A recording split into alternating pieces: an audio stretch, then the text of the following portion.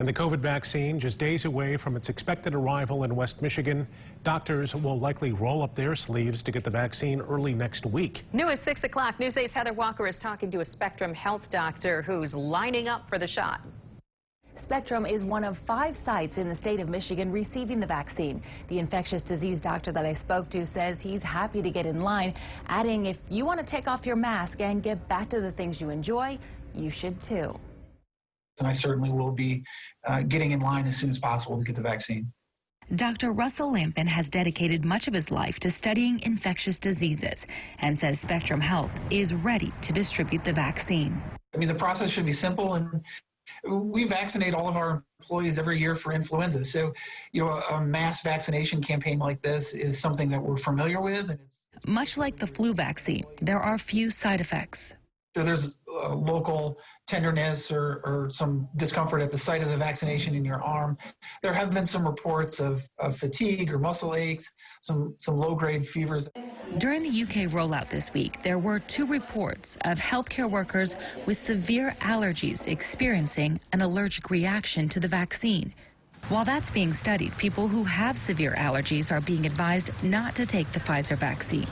According to trial data, the majority of people, 95%, had no serious side effects.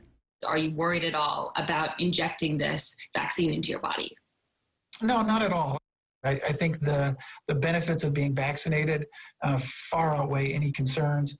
I would far rather have a sore arm and feel a little achy for a day than to risk contracting COVID and also to risk spreading COVID in my community.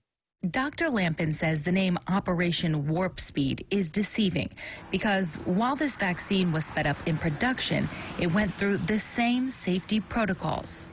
How many people need to get the vaccine in West Michigan in order to create herd immunity?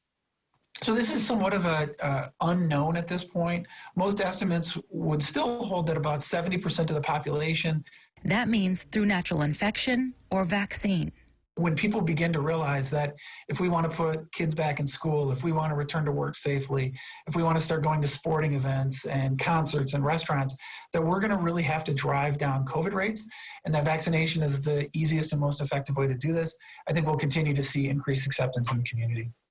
The Pfizer vaccine is not for kids or pregnant women. The doctor adding today, although the vaccine's on the way, hospitalization rates are still high. 80% occupancy right now, and COVID positivity testing rates are at about 17%, telling us that the better controlled COVID is once that vaccine is released to the public, the quicker we'll be out of this pandemic. Reporting from the newsroom, Heather Walker, News 8.